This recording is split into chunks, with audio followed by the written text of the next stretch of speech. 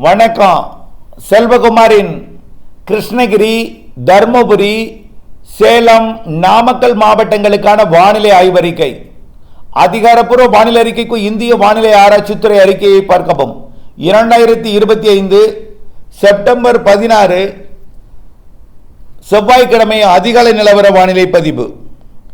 நேற்றைக்கு கிருஷ்ணகிரி, தர்மபுரி, சேலம், நாமக்கல் மாவட்டத்தில் ஆங்காங்கே மழை. இதில் கிடைக்கப்பட்ட தகவலின் அடிப்படையில் சேலம் மாவட்டத்தை பொறுத்த வரைக்கும் டேனிஷ்பேட்டை 12 மில்லிமீட்டரும், சேலம் மற்றும் ஏற்காடு, ஓமலூரில் மழைப்பொழிவை கொடுத்திருக்கிறது. கிருஷ்ணகிரி, தர்மபுரியில் இதை விட கொஞ்சம் கூடுதல் மழைப்பொழிவும் இருக்கிறது. ஆனால் மழைப்பொழிவை இன்றைக்கு தான் இந்த மாவட்டங்களில் நல்ல மழைப்பொழிவை கொடுக்க போகிறது. ஏற்கனவே திருப்பத்தூர் மாவட்டத்திலிருந்து தொடங்கி திருவள்ளூர் மாவட்டம், சென்னையில் போய் 12 சென்டிமீட்டர் மழைப்பொழிவை நேற்று இரவு கொடுத்திருக்கு. அதேபோல் மதுரையில் தொடங்கி தொண்டி வரைக்கும் மழைப்பொழிவை கனமாக கொடுத்திருக்கிறது, மீமிசல் வரைக்கும். ஆனால் இன்றைய மழைப்பொழிவு அறிவிக்கப்பட்ட இந்த கிருஷ்ணகிரி, தர்மபுரி மற்றும் சேலம், நாமக்கல் மாவட்டத்தில் நிறைய மழைப்பொழிவை கொடுப்பதற்கு சாதகம் இருக்கிறது. இன்றைய மழைப்பொழிவு, அதாவது 16ஆம் தேதி செவ்வாய்க்கிழமை மதியம் ஆங்காங்கே இடிமழை மேகங்கள் உருவாகும். கிருஷ்ணகிரி, தர்மபுரி, சேலம், நாமக்கலை பொறுத்த வரைக்கும் மாலையில் சற்று பரவலாகிவிடும். கர்நாடக எல்லையோரம் உருவாகி கிருஷ்ணகிரி மாவட்டத்தின் கர்நாடக எல்லையோரம் மற்றும் தர்மபுரி மாவட்டத்தின் பெரும்பாலான பகுதிகள் தொடங்கி சேலம், நாமக்கல் மாவட்டத்தில் இன்றைக்கு மாலை நல்ல மழைப்பொழிவை கொடுக்க தொடங்கும். 16ஆம் தேதி மாலை மழைப்பொழிவு முன்னிரவிலே தீவிரமடையும். கிருஷ்ணகிரி, தர்மபுரி, சேலம், நாமக்கலிலே பரவலான ஒரே மாதிரியாக கிருஷ்ணகிரியை விட நாமக்கலை விட சேலம் கூடுதலாக இருக்க வாய்ப்பு இருக்கு. சேலத்தை விட தர்மபுரி, கிருஷ்ணகிரி கூடுதல் மழைப்பொழிவுக்கு வாய்ப்பு இருக்கு. இருந்த போதிலும் பெரிய அளவில் வித்தியாசம் இல்லாமல் கிருஷ்ணகிரி, தர்மபுரி, சேலம், நாமக்கல்ல இன்றைக்கு முன்னிரவிலே கனமழை கொடுக்க இருக்கிறது. இந்த மழைப்பொழிவு ஆங்காங்கே நள்ளிரவு வரை நீடித்து கொண்டிருக்கும். பிறகு நள்ளிரவுக்கு பிறகு விலகினாலும் மீண்டும் நாளை 17ஆம் தேதி மழைப்பொழிவு இன்னும் கூடுதலாக இருக்கும்.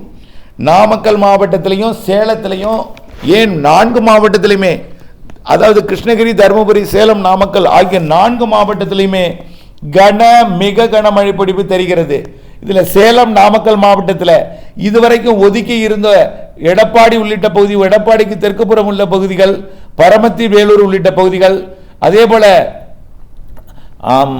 இளம்பிள்ளை மற்றும் அதனின் சுற்றுவட்டார பகுதி, ஈரோடு மாவட்ட எல்லையோர சேலம் மாவட்டம், ஈரோடு மாவட்ட எல்லையோர நாமக்கல் மாவட்டம், திருச்செங்கோடு உள்ளிட்ட பகுதிகளுக்கெல்லாம் கனமழை பொழிவை கொடுக்க இருக்கிறது. அதே போல கரூர் மாவட்ட காவிரி கரையோர எல்லையோரம் தொடங்கி பெங்களூரு வரைக்கும், அதே போல பிலிகுண்டு, ஒகேனக்கல் உள்ளிட்ட மேட்டூர், கொளத்தூர் உள்ளிட்ட பகுதிகளுக்கும், அதே போல ஊத்தங்கரை மற்றும் திருப்பத்தூர் மாவட்டத்தோட எல்லையோரம் இருக்கக்கூடிய பகுதிகள் வரைக்கும், அதாவது வேப்பனப்பள்ளி உள்ளிட்ட ஊத்தங்கரை, பாப்பிரெட்டிப்பட்டி, அரூர் மற்றும் பொம்மிடி உள்ளிட்ட பகுதிகள், ஏற்காடு, சேலம் மற்றும் வாழப்பாடி, தம்மம்பட்டி உள்ளிட்ட பகுதிகளுக்கும், கொல்லிமலை, பச்சைமலை உள்ளிட்ட பகுதிகளுக்கும், ஒட்டுமொத்த நாமக்கல், சேலம், தர்மபுரி, கிருஷ்ணகிரிக்கு நாளை இன்றை விட கூடுதல் மழைப்பொழிவு இருக்கு. குறைந்த நேரத்தில் அதிக மழைப்பொழிவு கொடுப்பதற்கும் வாய்ப்பு இருக்கு.